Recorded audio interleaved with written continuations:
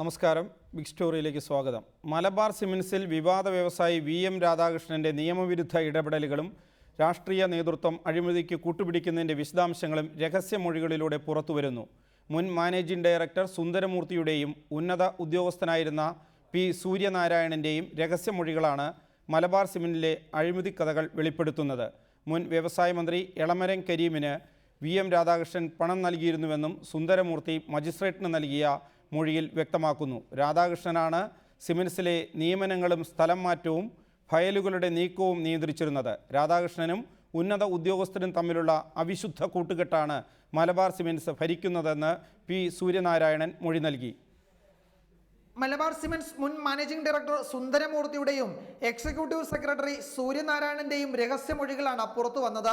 ഇരുവരും ശശീന്ദ്രന്റെയും മക്കളുടെയും ദുരൂഹ മരണം സംബന്ധിച്ച കേസിൽ മാപ്പുസാക്ഷികളാണ്. മലബാർ സിമൻസിലെ അഴിമതിയും വഴിവിട്ട ഇടപെടലുകളും ഉന്നത രാഷ്ട്രീയ നേതൃത്വത്തിന് ഇതിലുള്ള പങ്കുമാണ് രഹസ്യമൊഴികളിൽ നിന്നും വായിച്ചെടുക്കാൻ കഴിയുന്നത്. മുൻ വ്യവസായ മന്ത്രിയും CPM നേതാവുമായ എളമരം കരീമിന് വിവാദ വ്യവസായി VM രാധാകൃഷ്ണൻ പണം നൽകിയിരുന്നുവെന്ന് സുന്ദരമൂർത്തിയുടെ രഹസ്യമൊഴിയിൽ വ്യക്തമാക്കുന്നു. 2010 എളമരം കരീം വ്യവസായ മന്ത്രിയായിരിക്കെ മലബാർ സിമൻസ് സന്ദർശിച്ചിരുന്നു.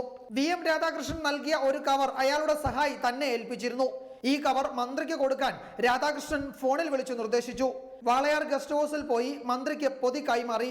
അതിൽ പണമായിരുന്നുവെന്ന് തനിക്ക് അറിയാമായിരുന്നുവെന്നും സുന്ദരമൂർത്തി മൊഴിയിൽ വ്യക്തമാക്കുന്നുണ്ട്. ഉന്നത ഉദ്യോഗസ്ഥന്മാരുടെ നിയമനമടക്കമുള്ള കാര്യങ്ങൾ തീരുമാനിക്കുന്നത് VM രാധാകൃഷ്ണനാണ്. എല്ലാ ഫയലുകളും രാധാകൃഷ്ണൻ കണ്ട ശേഷമാണ് മുകളിലേക്ക് പോകുന്നത്. ഏതാണ്ട് ഇതിന് സമാനമായ മൊഴി തന്നെയാണ് സൂര്യനാരായണനും നൽകിയത്. രാധാകൃഷ്ണന്റെ ഇഷ്ടക്കാർ മാത്രമാണ് സിമൻസിൽ ഉന്നത പദവികളിൽ എത്തുന്നത്. VM രാധാകൃഷ്ണനും ഉന്നത ഉദ്യോഗസ്ഥരും ചേർന്ന അവിശുദ്ധ കൂട്ടുകെട്ടാണ് മലബാർ സിമൻസ് ഭരിക്കുന്നത്. രാധാകൃഷ്ണന്റെ ആജ്ഞകൾ പാലിക്കുക എന്നതാണ് എല്ലാവരുടെയും കടമ. അതിന് തയ്യാറായില്ലെങ്കിൽ ശിക്ഷണ നടപടി ഏറ്റുവാങ്ങേണ്ടി വരും. സത്യസന്ധനായ കമ്പനി സെക്രട്ടറി ശശീന്ദ്രൻ അപാകതകൾ ചൂണ്ടിക്കാട്ടിയപ്പോൾ പീഡിപ്പിച്ചു പുറത്താക്കി. രാധാകൃഷ്ണൻ ശശീന്ദ്രന്റെ വീട്ടിൽ പോയിരുന്നുവെന്നും സൂര്യനാരായണൻ നൽകിയ മൊഴിയിൽ വ്യക്തമാക്കിയിട്ടുണ്ട്. മലബാർ സിമൻസിൽ വിവാദ വ്യവസായി VM രാധാകൃഷ്ണന്റെ നിയമവിരുദ്ധമായ ഇടപെടലും അതിന് രാഷ്ട്രീയ ഭരണ നേതൃത്വം നൽകിയ പിന്തുണയും അഴിമതിയുമാണ് രഹസ്യമൊഴികളിലൂടെ വെളിവാകുന്നത്. റിപ്പോർട്ടർ, കൊച്ചി. ഈ വിഷയമാണ് ഇന്ന് ബിഗ് സ്റ്റോറി ചർച്ച ചെയ്യുന്നത്. KPCC vice president Shri VD Satheesan, CPIM നേതാവ് ശ്രീ KT കുഞ്ഞിക്കണ്ണൻ, രാഷ്ട്രീയ നിരീക്ഷകൻ ശ്രീ KM ഷാജഹാൻ, ശശീന്ദ്രൻ്റെ സഹോദരൻ ഡോക്ടർ സനൽ, VM രാധാകൃഷ്ണൻ എന്നിവരാണ് ഈ ചർച്ചയിൽ പങ്കെടുക്കുന്നത്. ശ്രീ VD സതീശൻ, എന്തുകൊണ്ടാണ് താങ്കൾ വിജിലൻസ് അന്വേഷണം ആവശ്യപ്പെടുന്നത്? അല്ല, ഇത് വളരെ പ്രമുഖമായിട്ടുള്ളൊരു കേസാണ്. ഇവിടെ കമ്പനിയുടെ MD ആയിരുന്ന സുന്ദരമൂർത്തി തന്നെ 164 സ്റ്റേറ്റ്മെന്റ് കോടതിയിൽ സമർപ്പിച്ചിരിക്കുകയാണ്. അതിൽ വളരെ വ്യക്തമായ തെളിവുകളോടെ ഗുരുതരമായ ഒരു ആരോപണമാണ് ഉണ്ടായിരിക്കുന്നത്. എല്ലാവരെയും ഞെട്ടിക്കുന്ന ഒരു ആരോപണമാണ് ഉണ്ടായിരിക്കുന്നത്. മാത്രമല്ല, ഇപ്പോൾ അന്വേഷണം നടക്കുന്ന കേസ് ശശീന്ദ്രന്റെ മരണത്തെക്കുറിച്ചുള്ള അന്വേഷണമാണ് CBI നടത്തുന്നത്. അഴിമതി CBIയുടെ പരിധിയിൽ ഇപ്പോൾ വരുന്നില്ല. അതുകൊണ്ടാണ് ഈ 164 സ്റ്റേറ്റ്മെന്റിന്റെ അടിസ്ഥാനത്തിൽ വിജിലൻസ് ഡയറക്ടർ ഒരു അന്വേഷണം നടത്തണം എന്ന് ഞാൻ ആവശ്യപ്പെട്ടത്. മാത്രമല്ല, ഇപ്പൊ സംസ്ഥാന മന്ത്രിസഭയിലെ 2 മന്ത്രിമാർക്കെതിരായിട്ട് വിജിലൻസ് അന്വേഷണം നടക്കുകയാണ്. ഒരന്വേഷണം നടന്നത് പ്രതിപക്ഷ നേതാവ് C. അച്യുതാനന്ദൻ ഒരു പരാതി KM മാണിയെ കുറിച്ച് നൽകിയതിനെ തുടർന്നാണ്. രണ്ടാമത്തത്, അതിന്റെ അന്വേഷണത്തിന്റെ സമയത്ത് ഒരു ബാർ ഉടമയായ ബിജു രമേശ് 164 സ്റ്റേറ്റ്മെന്റ് കൊടുത്തതിന്റെ അടിസ്ഥാനത്തിൽ വേറൊരു അന്വേഷണം നടക്കുന്നു. ഈ 2 അന്വേഷണവും വേണമെങ്കിൽ ഗവൺമെന്റിന് രാഷ്ട്രീയ പ്രേരിതമായ അന്വേഷണമെന്ന് ആദ്യത്തേതും, രണ്ടാമത്തേത് ബാറുകളൊക്കെ പൂട്ടിയതിന്റെ വിഷമം കൊണ്ട് ഒരു ബാറുടമ നൽകിയ പരാതി എന്നതിന്റെ അടിസ്ഥാനത്തിലും തള്ളിക്കളയാതെ അന്വേഷണം നടത്താമായിരിക്കും. പക്ഷെ കേരളത്തിലെ ഗവൺമെന്റുകളുടെ ചരിത്രത്തിൽ ആദ്യമായി ഈ 2 കേസുകളിലും സ്പെഷ്യൽ ടീമിനെ രൂപീകരിച്ചുകൊണ്ട് അന്വേഷണം നടത്താൻ ഗവൺമെന്റ് തീരുമാനിച്ചിരിക്കുകയാണ്. അപ്പൊ മന്ത്രിമാർക്ക് വേറൊരു നീതിയും മുൻമന്ത്രിക്ക് വേറൊരു നീതിയും കൊടുക്കാൻ പറ്റില്ലല്ലോ. അപ്പൊ ഇത് അതിനേക്കാൾ ഗുരുതരമായ, ഈ രാഷ്ട്രീയ പ്രേരിതമെന്ന് ആർക്കും പറയാൻ കഴിയാത്ത തരത്തിൽ ഇവർ തന്നെ നിയമിച്ച കമ്പനിയുടെ മാനേജിംഗ് ഡയറക്ടർ തന്നെയാണ് കോടതിയുടെ മുൻപാകെ ഇത്തരം ഒരു മൊഴി കൊടുത്തിരിക്കുന്നത്. അതിന്റെ അടിസ്ഥാനത്തിൽ അന്വേഷണം നടത്തിയേ മതിയാവും. ശ്രീ VD സതീശൻ, താങ്കൾ ആ പറഞ്ഞ കാര്യം വളരെ വ്യക്തമാണ്, കൃത്യമാണ്. കാരണം CBI അന്വേഷിക്കുന്നത് മരണമാണ്, അഴിമതി അന്വേഷിക്കാൻ വിജിലൻസ് തന്നെ വേണം. പക്ഷേ ഇതുപോലെ തന്നെയാണ് എളമരം കരീമുമായി ബന്ധപ്പെട്ട ചക്കിട്ടപ്പാറ ഖനനാനുമതി വിവാദം. ആ അഴിമതി ആരോപണവുമായി ബന്ധപ്പെട്ട് വിജിലൻസ് അന്വേഷണത്തിന് ഉത്തരവിട്ടിരുന്നു. 1.5 വർഷം കഴിഞ്ഞിട്ടും വിജിലൻസ് അന്വേഷണം എങ്ങും എത്തിയിട്ടില്ല. അന്വേഷണ ഉദ്യോഗസ്ഥനെ സ്ഥലം മാറ്റി, പകരം നിയമിച്ച അന്വേഷണ ഉദ്യോഗസ്ഥന് ഈ അന്വേഷണത്തേക്കാൾ അപ്പുറമുള്ള ചുമതലകൾ നൽകി. ഒരു റിപ്പോർട്ടോ വ്യക്തമായ അന്വേഷണമോ ഇതുവരെ ആ കാര്യത്തിൽ ഉണ്ടായിട്ടില്ല. ആ സാഹചര്യത്തിൽ ഇതും വിജിലൻസിന് വിട്ടാൽ ഇന്നത്തെ അവസ്ഥയിൽ അതിലൊരു വേഗതയാർന്ന അന്വേഷണം, അതിലെ അഴിമതി കണ്ടെത്തൽ ഇവ നടക്കും എന്ന് താങ്കൾക്ക് എങ്ങനെ ഉറച്ചു പറയാൻ കഴിയും? അല്ല, ചക്കിട്ടപാറ കേസുമായിട്ട് ബന്ധപ്പെട്ട് അന്വേഷണം വൈകുന്നതിന്റെ കാരണം എന്താണെന്ന് എനിക്കറിയില്ല. അനാവശ്യമായ ഒരു ഡിലേ ഏതൊരു കേസ് അന്വേഷണത്തിനും ഉണ്ടാകാൻ പാടില്ല. കഴിഞ്ഞ കുറെ നാളുകളായി ധാരാളം കേസുകൾക്ക് അന്വേഷണം ഇങ്ങനെ വൈകുന്നുണ്ട്. ഒരുപാട് കേസുകൾ പഴയ മുൻമന്ത്രിമാർക്കും മുഖ്യമന്ത്രിക്കും ഒക്കെ എതിരായിട്ടുള്ള അന്വേഷണത്തിൽ ധാരാളം കാലതാമസം ഉണ്ടായിട്ടുണ്ട്. പക്ഷെ ഇവിടെ ഒരു പ്രധാനപ്പെട്ട പ്രശ്നം, വിജിലൻസിന് ഇപ്പോൾ ഒരു വിശ്വാസ്യതയുണ്ട്. വളരെ വിശ്വാസ്യതയുള്ള, പ്രതിപക്ഷം പോലും ആരോപണം ഉന്നയിക്കാത്ത വിശ്വാസ്യതയുള്ള ഉദ്യോഗസ്ഥന്മാർ വിജിലൻസിന്റെ തലപ്പത്തുള്ളത് കൊണ്ടും രാഷ്ട്രീയമായ ഇടപെടൽ ആഭ്യന്തര വകുപ്പ് മന്ത്രിയുടെ ഭാഗത്തു നിന്നോ മറ്റാരുടെയും ഭാഗത്തു നിന്നോ ഉണ്ടാകാത്തത് കൊണ്ടും തീർച്ചയായിട്ടും ഈ വിജിലൻസ് അന്വേഷണം വളരെ സത്യസന്ധമായിരിക്കും എന്ന് ആണ് ഒരു പൊതുവികാരമുള്ളത്. ഞാനും അങ്ങനെ തന്നെ വിശ്വസിക്കുന്ന ഒരാളാണ്. കാരണം 2 മന്ത്രിമാർക്കെതിരെ പോലും വളരെ വിശദമായ അന്വേഷണം നടത്തുന്ന ഒരു വിജിലൻസ് ആണ്, ഒരേ ഗവൺമെന്റിലെ തന്നെ. അപ്പൊ തീർച്ചയായിട്ടും ഈ കാര്യത്തിൽ ഒരു വ്യത്യസ്തമായ നിലപാട് വിജിലൻസ് സ്വീകരിക്കും എന്ന് ഞാൻ കരുതുന്നില്ല. അന്വേഷണം നടത്താതെ ഒഴിഞ്ഞു മാറാൻ വിജിലൻസിന് കഴിയുകയുമില്ലാത്ത സാഹചര്യം ഈ കേസിലുണ്ട്. പക്ഷേ ശ്രീ വി ഡി സതീശൻ, ഇപ്പോൾ ചക്കിട്ടപ്പാറ എടുത്തു പറയാൻ കാരണം, ചക്കിട്ടപ്പാറയുമായി ബന്ധപ്പെട്ട് 2013 തന്നെ അതിൻ്റെ ഖനനാനുമതി റദ്ദാക്കാൻ മന്ത്രിസഭ തീരുമാനിച്ചിരുന്നു. പക്ഷേ ഇപ്പോൾ 2015 അത് സംബന്ധിച്ച ഉത്തരവ് പുറത്തിറങ്ങുന്നത്. അതുപോലെ മലബാർ സിമൻസുമായി ബന്ധപ്പെട്ട ഐസ്ക്രീം പാർലർ കേസിൻ്റെ സമയത്ത് അജിതയുടെ ഭർത്താവ് യാക്കൂബിനെതിരെ 2007 ഒരു കേസ് സ്പിരിറ്റ് കടത്തുമായി ബന്ധപ്പെട്ട് വന്നു. അന്ന് എളമരം കരീമാണ് ഇവിടെ വ്യവസായ മന്ത്രി. അപ്പോൾ ഇതിൽ നിന്ന് വ്യക്തമാകുന്നത് ചക്കിട്ടപ്പാറയുടെ കാര്യത്തിലാണെങ്കിലും മലബാർ സിമൻസിൻ്റെ കാര്യത്തിലാണെങ്കിലും കുഞ്ഞാലിക്കുട്ടി നിലനിൽക്കുന്നിടത്തോളം കാലം ഭയക്കേണ്ടതില്ല എന്ന എളമരം കരീമിൻ്റെ വിശ്വാസം, അത് ശരിയല്ലേ? ആ രീതിയിലല്ലേ കാര്യങ്ങൾ മുന്നോട്ട് പോകുന്നത്? അതിനെ മറികടക്കേണ്ടതുണ്ടോ? ഞാൻ കരുതുന്നില്ല അങ്ങനത്തെ ഒരു ഇടപെടൽ ഇപ്പോഴത്തെ വ്യവസായ വകുപ്പ് മന്ത്രി ശ്രീ PK കുഞ്ഞാലിക്കുട്ടിയുടെ ഭാഗത്ത് നിന്നും ഈ കേസിൽ ഉണ്ടാകുമെന്ന് ഞാൻ കരുതുന്നില്ല. അദ്ദേഹം അങ്ങനെ ആരെയെങ്കിലും സഹായിക്കാൻ വേണ്ടി ഇടപെട്ടതായിട്ട് എന്റെ പക്കൽ യാതൊരു തെളിവുകളുമില്ല, എനിക്ക് യാതൊരു അറിവുമില്ല. ഇല്ലാത്തൊരു കാര്യം അദ്ദേഹത്തിന്റെ മീതെ ആരോപിക്കുന്നതും കെട്ടിവെക്കുന്നതും ശരിയല്ല. നമുക്ക് തെളിവുകളുടെ സഹിതം മാത്രമേ ഇത്തരം കാര്യങ്ങൾ സംസാരിക്കാൻ പാടുള്ളൂ. ഇതിപ്പോ വളരെ വ്യക്തമായ തെളിവോട് കൂടിയിട്ടുള്ള ഒരു മൊഴിയാണ് 164 സ്റ്റേറ്റ്മെന്റ് ഈ ശ്രീ സുന്ദരമൂർത്തി കൊടുത്തിരിക്കുന്നത്. മാത്രമല്ല, മലബാർ സിമൻസിലെ ശ്രീ ശശീന്ദ്രന്റെ മരണവുമായിട്ട് അദ്ദേഹത്തിന്റെ സഹോദരൻ ശ്രീ സനൽകുമാർ ദീർഘനാളമായിട്ടുള്ള പോരാട്ടം നടത്തുകയാണ്. അദ്ദേഹം നടത്തിയ പോരാട്ടത്തിന്റെ ഫലമായിട്ടാണ് ഇത് CBIയിലേക്ക് എത്തിച്ചേരാനുണ്ടായ ഒരു സാഹചര്യം ഉണ്ടായത്.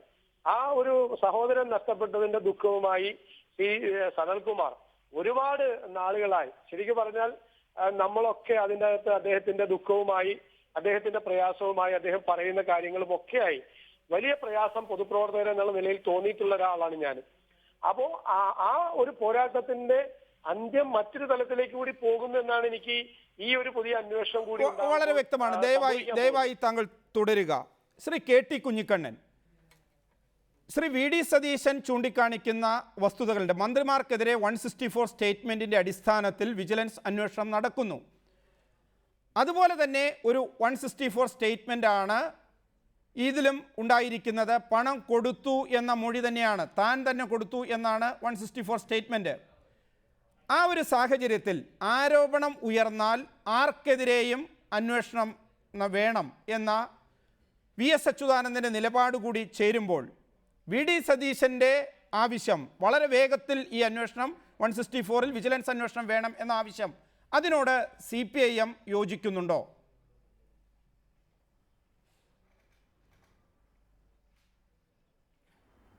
ഒരാരോപണം ഉയർന്നു വന്നാൽ അതിനെക്കുറിച്ച് അന്വേഷണം നടക്കുന്നതിന് CPM ഒരു കാരണവശാലും ഭയപ്പെടുന്നില്ല.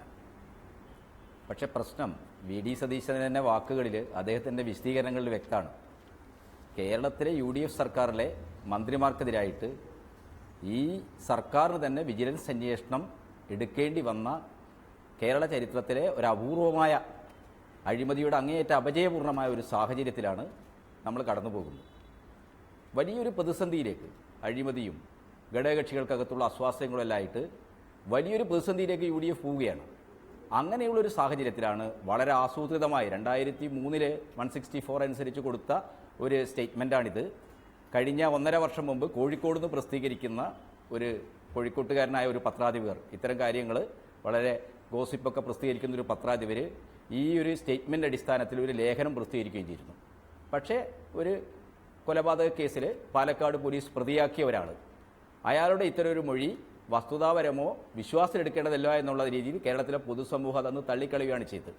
പക്ഷേ UDFകാർ ഇപ്പോൾ മനോരമ ചാനൽ ഉപയോഗിച്ച് വളരെ ആസൂത്രിതമായി വളരെ ബോധപൂർവം LDFും UDF ഒക്കെ ഒരുപോലെയാണ് എന്ന് വരുത്തി തീർക്കാൻ UDFനെതിരായിട്ട് കേരളീയ സമൂഹത്തിൽ അതിൻ്റെ അഴിമതിക്കെതിരായിട്ട് വളർന്നു വരുന്ന ജനവികാരത്തെ ഒന്ന് സമീകരിച്ചെടുക്കുക എന്നുള്ള ലക്ഷ്യത്തോടു കൂടി വളരെ ആസൂത്രിതമായി കൊണ്ടുവന്നതാണ്. ഇപ്പോൾ മലബാർ സിമൻസുമായി ബന്ധപ്പെട്ട അഴിമതിയെക്കുറിച്ച് ബഹുമാനപ്പെട്ട VD സതീശൻ ഇവിടെ പറഞ്ഞല്ലോ. ആ അഴിമതിയുമായി ബന്ധപ്പെട്ടുകൊണ്ടാണ് ശശീന്ദ്രൻ കൊല ചെയ്യപ്പെടുന്നത്. കേരള നിയമസഭക്കകത്ത് ശശീന്ദ്രന്റെ കൊലപാതകം അന്വേഷിക്കുന്നത് പോലെ തന്നെ അതിന് കാരണമായ മലബാർ സിമൻസിലെ അഴിമതിയും CBI അന്വേഷിക്കണമെന്ന ആവശ്യം ഉയർന്നു വന്നതാണ്. PC ജോർജ് 2012 ഡിസംബറിൽ സബ്മിഷൻ കൊണ്ടുവന്നതാണ്. അന്ന് നിയമസഭയിൽ അന്നത്തെ ആഭ്യന്തരമന്ത്രിയായിരുന്ന മിസ്റ്റർ തിരുവഞ്ചൂർ രാധാകൃഷ്ണൻ CBI അന്വേഷണം ആകാമെന്ന് പറഞ്ഞതാണ്. പക്ഷേ ശശീന്ദ്രന്റെ വന്ധ്യപിതാവ് കോടതിയിൽ കൊടുത്തിരിക്കുന്ന ഈ CBI അന്വേഷണവുമായി ബന്ധപ്പെട്ട കാര്യത്തിൽ അഡ്വക്കേറ്റ് ജനറൽ കൊടുത്ത സത്യവാങ്മൂലം എന്താണ്? CBI അന്വേഷണം ആവശ്യമില്ല എന്നാണ്. അഴിമതിയല്ല, അഴിമതിയുമായി ബന്ധപ്പെട്ട് മലബാർ സിമന്റിൽ VN രാധാകൃഷ്ണൻ നടത്തുന്ന കുൽസിത പ്രവർത്തനങ്ങളൊന്നുമല്ല, മറിച്ച് രാഷ്ട്രീയമായ ഒരു അജണ്ടയെ വെച്ചുകൊണ്ട് ഇപ്പോൾ ഇത്തരം ആരോപണം ഉന്നയിക്കുകയാണ്. വസ്തുതകളുമായിട്ട് യാതൊരു ബന്ധവുമില്ലാത്ത 164 അനുസരിച്ച് ഒരിക്കലും വിശ്വസിക്കാനാവാത്ത ഒരു കൊലപാതക കേസിൽ പോലീസ് പ്രതിചേർക്കുകയും പിന്നീട് CBI അന്വേഷണത്തിന്റെ ഘട്ടത്തിൽ മാപ്പുസാക്ഷിയായിട്ട് അവരാവശ്യപ്പെടുന്ന രീതിയിൽ 164 സ്റ്റേറ്റ്മെന്റ് കൊടുത്തിരിക്കുന്ന ഒരാളുടെ മൊഴിയെ അടിസ്ഥാനപ്പെടുത്തിക്കൊണ്ട് UDF ഇത്തരം ഒരു ആരോപണം ഉന്നയിക്കുന്നത് അവരെത്തിപ്പെട്ടിരിക്കുന്ന അഭൂതപൂർവമായ അഴിമതിയിൽ മുങ്ങിക്കുളിച്ച് കേരളീയ സമൂഹത്തിന്റെ ആകെ രോഷമേറ്റുവാകുന്ന ജനങ്ങൾ ഒറ്റപ്പെട്ടു പോകുന്ന ഒരു മുന്നണി ഒരു ഗവൺമെന്റും തടി രക്ഷപ്പെടുത്താൻ വേണ്ടി നടത്തുന്ന വളരെ ദയനീയമായ വളരെ മോശപ്പെട്ട ഒരു വഷളൻ പ്രകടനമാണ് ഇത്. ഏത് നഗ്നത മറക്കാൻ കീറത്തുണി എടുക്കുന്ന ഏർപ്പാടാണ് UDF സർക്കാർ ഇപ്പോൾ ചെയ്തിരിക്കുന്നത്. വ്യക്തമാണ്. ശ്രീ KM ഷാജഹാൻ, ഇന്നിപ്പോൾ ഈ കാര്യത്തിൽ എളമരം കരീം പറഞ്ഞത് പ്രതിയുടെ മൊഴിയാണ് ഇത് എന്നാണ്. അതുകൊണ്ട് അത് വിശ്വാസത്തിലെടുക്കേണ്ടതില്ല. അതുപോലെ പണം കൈമാറി എന്ന് മൂർത്തി പറയുന്നില്ല എന്നും എളമരം കരീം പറയുന്നു. ഇതിന് സമാനമാണ് KM മാണിയും K ബാബുവും അവർക്കെതിരെ ഉള്ള 164 സ്റ്റേറ്റ്മെൻറ്റിൽ എടുക്കുന്ന സമീപനവും. ഈ രണ്ട് മുന്നണികളും തമ്മിൽ എന്തെങ്കിലും വേർതിരിവുണ്ടോ? അതോ ഈ രണ്ട് മുന്നണികളും ഏതാണ്ട് തങ്ങൾക്കെതിരെ അഴിമതിയുടെ അന്വേഷണം അല്ലെങ്കിൽ തെളിവുകൾ ഉയരുമ്പോൾ ഒരേ സമീപനമാണോ സ്വീകരിക്കുന്നത്?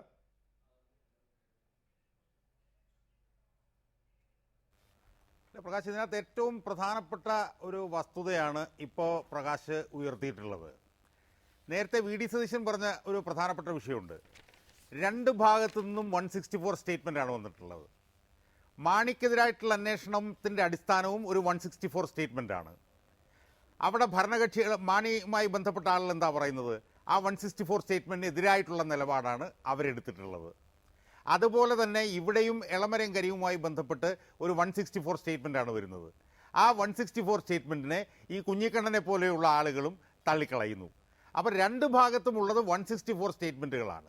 ഈ 164 സ്റ്റേറ്റ്മെൻറ്റിനെ രണ്ട് ഭാഗത്തുള്ളവരും തങ്ങൾക്ക് അനുകൂലമായി വിശദീകരിക്കുകയാണ് ഇവിടെ പ്രധാനമായി ചെയ്തുകൊണ്ടിരിക്കുന്നത്. ഇപ്പോൾ ചക്കിട്ടപ്പാറയുമായി ബന്ധപ്പെട്ട ഒരു കാര്യം ഞാൻ ഒന്ന് പറഞ്ഞോട്ടെ. ചക്കിട്ടപ്പാറയിലെ ഖനനാനുമതിയുമായി ബന്ധപ്പെട്ടതല്ല പ്രധാനപ്പെട്ട വിഷയം.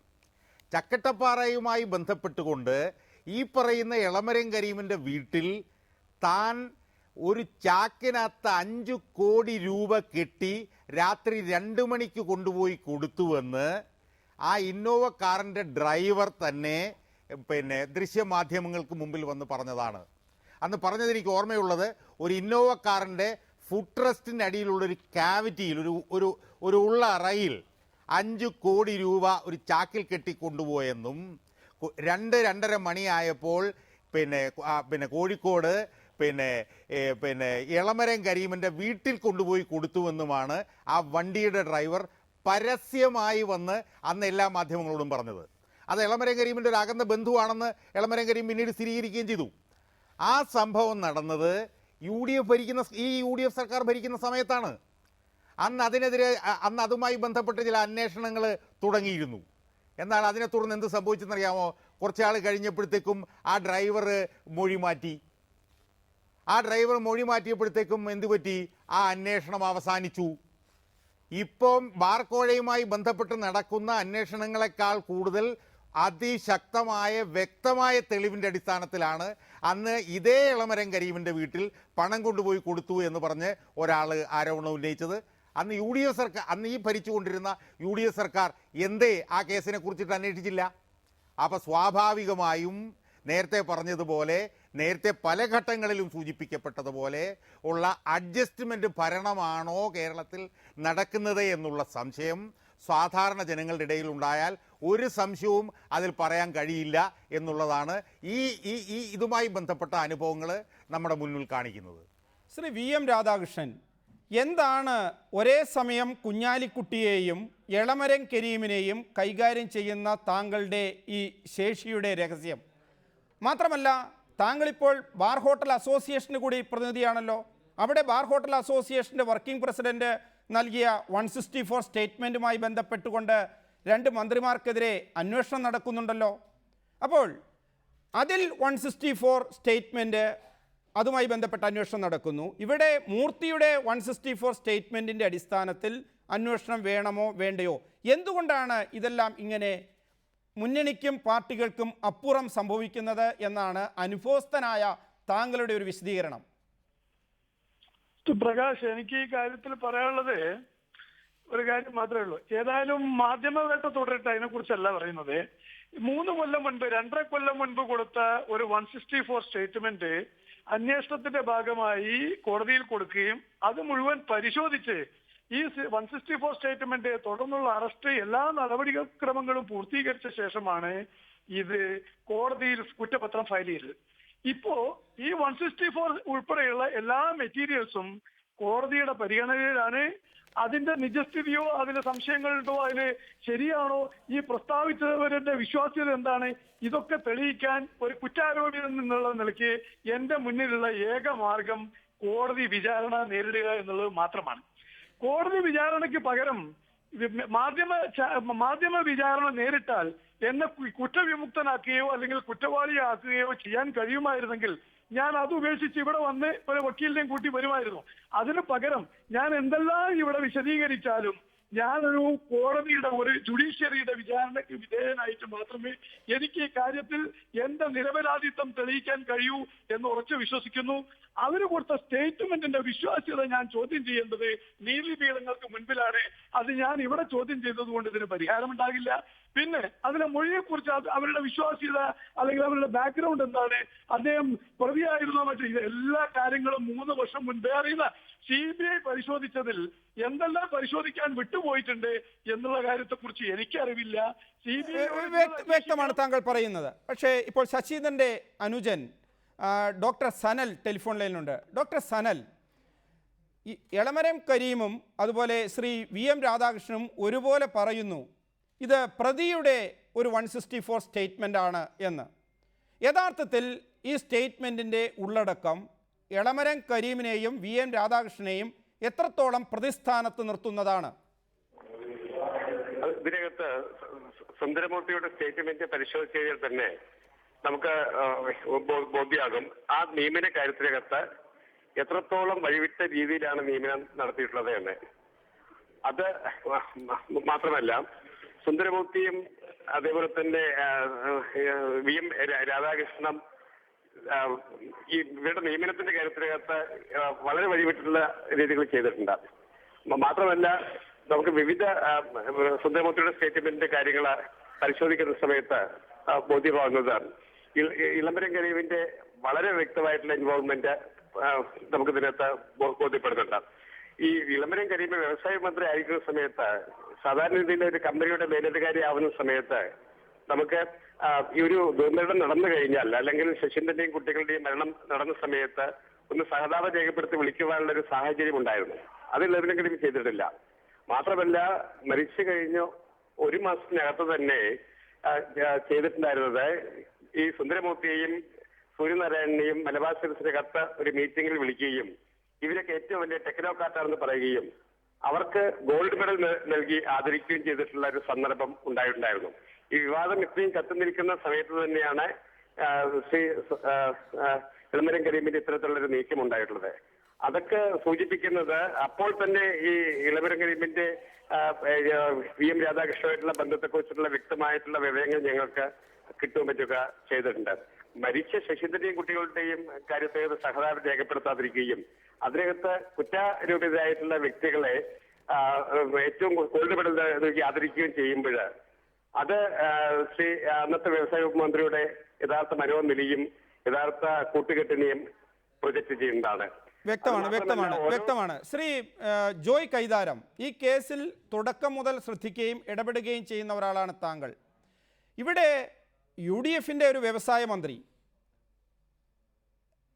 കുഞ്ഞാലിക്കുട്ടി ഭരിക്കുമ്പോൾ അപ്പോഴും നിയമനം നടത്തുന്നതും കരാറുകൾ നൽകുന്നതും കാര്യങ്ങൾ തീരുമാനിക്കുന്നതും VM രാധാകൃഷ്ണനാണ്.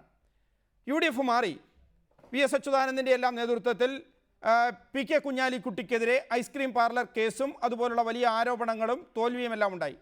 പകരം എളമരം കരീം വരുന്നു. എളമരം കരീമിനെയും VM രാധാകൃഷ്ണൻ നിയന്ത്രിക്കുന്നു. എന്തുകൊണ്ടിത് സംഭവിക്കുന്നു എന്നാണ് ഈ കേസിൻ്റെ വിശദാംശങ്ങളിലൂടെ കടന്നുപോയ താങ്കൾക്ക് രാഷ്ട്രീയമായി മനസ്സിലായത്?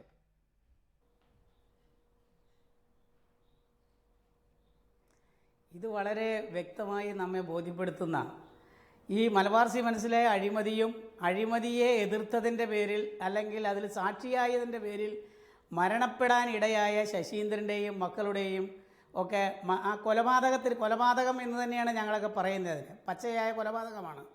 അതാര് നടത്തി എന്നുള്ളതിനെക്കുറിച്ചൊക്കെ അന്വേഷിച്ച CBI ഉദ്യോഗസ്ഥന്മാർക്കറിയാം. അതുപോലെ ശ്രീ VM രാധാകൃഷ്ണൻ അറിയാം ഇതൊക്കെ ആരാണ് ചെയ്തതെന്ന്, എന്താണ് അതിൻ്റെ പ്രേരണയായത് എന്നും അവർക്കറിയാം. അപ്പോൾ ഇതിൻ്റെയൊക്കെ പ്രധാനപ്പെട്ട പങ്കാളികൾ ഇടത് വലത് മുന്നണികളിൽപ്പെട്ട നേതാക്കൾ തന്നെയാണ്. ഒരു തർക്കവുമില്ല കാര്യത്തിൽ. നേരത്തെ ശ്രീ സനൽകുമാർ സൂചിപ്പിച്ചല്ലോ, അവിടെ മലബാർ സിമന്റ്സ് എന്ന് പറയുന്ന സ്ഥാപനം കേരളത്തിലെ പൊതുമേഖലാ വ്യവസായ സ്ഥാപനങ്ങളുടെ തലതൊട്ടപ്പനാണ്. അവിടുത്തെ കമ്പനി സെക്രട്ടറിയായ ശശീന്ദ്രനാണ് കൊല്ലപ്പെട്ടത് അദ്ദേഹത്തിൻ്റെ 2 പിഞ്ചു കുഞ്ഞുങ്ങളോടൊപ്പം. അവരോട് അനുശോചനം രേഖപ്പെടുത്താനും അവരെ ആശ്വസിപ്പിക്കാനുമല്ല മന്ത്രി പോയത്. അവിടെ കുറ്റാരോപിതരായിരുന്ന പ്രതികൾക്ക് ഗോൾഡ് മെഡൽ കൊടുത്ത് അവരെ ആഹ്ലാദിപ്പിക്കാനും അംഗീകരിക്കാനുമാണ് പോയത്. എന്തായിരുന്നു അതിൻ്റെ കാരണം? ഈ മരണത്തിന് ഇടയായ സാഹചര്യങ്ങളെ സംബന്ധിച്ച വിവരങ്ങൾ പുറത്ത് പറയാതിരിക്കുന്നതിന് വേണ്ടി ബോധപൂർവം ഉണ്ടാക്കിയ സാഹചര്യം അത് ഈ കവർ കൊടുത്തു എന്നുള്ള 164 സ്റ്റേറ്റ്മെൻ്റ് എല്ലാം CBIയും അതുപോലെ തന്നെ സുന്ദരമൂർത്തിയും സൂര്യനാരായണനുമൊക്കെ ആലോചിച്ചുണ്ടാക്കിയിരിക്കുന്നതാണ്. ആ ആലോചനയിൽ പോലും ഈ VM രാധാകൃഷ്ണന് പങ്കുണ്ട്. അതിനകത്ത് പോലും ഇവിടുത്തെ ഇടത് വലത് മുന്നണികളുടെ നേതാക്കന്മാർക്ക് പങ്കുണ്ട്. നമ്മൾ മനസ്സിലാക്കണം, തൃശ്ശൂർ വിജിലൻസ് കോടതിയിൽ ഫ്രെയിം ചെയ്തിരിക്കുന്ന 3 അഴിമതി കേസുകൾ അന്നുണ്ട്. ആ കേസിലെല്ലാം പ്രതിയായിരുന്ന ജോൺ മത്തായി ഉൾപ്പെടെയുള്ള മുൻ ചീഫ് സെക്രട്ടറി ജോൺ മത്തായി ഉൾപ്പെടെയുള്ള ആളുകളെ കുറ്റവിമുക്തരാക്കിക്കൊണ്ട് ഉത്തരവിറക്കിയതാണ് നമ്മുടെ ഇന്നത്തെ മുഖ്യമന്ത്രി ശ്രീമാൻ ഉമ്മൻചാണ്ടി.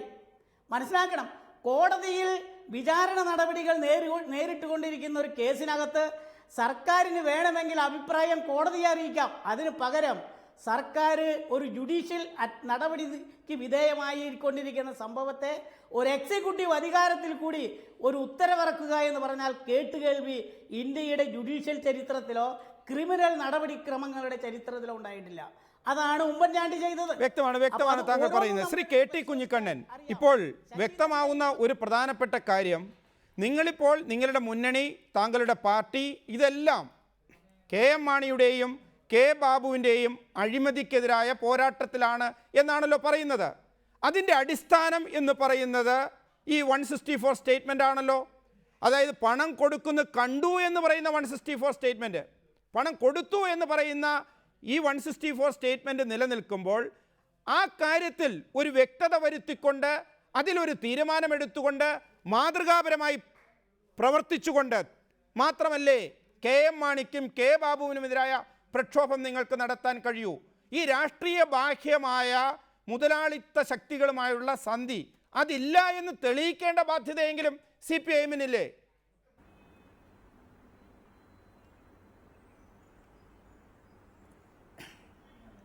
രാഷ്ട്രീയ ബാഹ്യമായ അധികാര കേന്ദ്രങ്ങൾ കേരളത്തിലെ പൊതുമേഖലാ സ്ഥാപനങ്ങളെ നിയന്ത്രിക്കുന്നുണ്ട്. അതിൻ്റെ റോ മെറ്റീരിയൽസിൻ്റെ സപ്ലൈസുകാരായാലും മറ്റു രീതിയിലുള്ള പർച്ചേസിംഗ് രംഗത്തൊക്കെ നിയന്ത്രിക്കുന്ന ഒരു യാഥാർത്ഥ്യമാണ്. അത്തരം ആളുകളെ നിലക്ക് നിർത്തിക്കൊണ്ടും നിയന്ത്രിച്ചുകൊണ്ടും കേരളത്തിലെ പൊതുമേഖലയെ തകർച്ചയിൽ നിന്ന് രക്ഷിക്കുന്നതിൽ നിർണായകമായ സംഭാവന നൽകിയ ഒരു ഭരണമാണ് 2006 മുതൽ 2011 വരെ കേരളത്തിൽ നിലനിന്നിരുന്നത്. ഇടതുപക്ഷത്തിൻ്റെ ഗവൺമെൻറ് എന്ന കാര്യം പ്രകാശിനെ നിഷേധിക്കാൻ പറ്റുന്നതല്ല, ഈ ചർച്ചയിൽ പങ്കെടുക്കുന്ന ഒരു സുഹൃത്തുക്കൾക്കും നിഷേധിക്കാൻ പറ്റുന്നില്ല. 2003 മുതൽ 2006 വരെയുള്ള CAG റിപ്പോർട്ടുണ്ട് മലബാർ സിമൻസിനെ കുറിച്ച്. ആ പൊതുമേഖലാ സ്ഥാപനം എത്ര ശുഷ്കമായ വരുമാനമുണ്ടായിരുന്നതാണ്. അതിൻ്റെ കരാറുകളും മറ്റും വഴി VN രാധാകൃഷ്ണനെ പോലുള്ള ആളുകൾ എന്തൊക്കെ രീതിയിലുള്ള തട്ടിപ്പും കുംഭകോണങ്ങളുമാണ് അവിടെ നടത്തിയത്.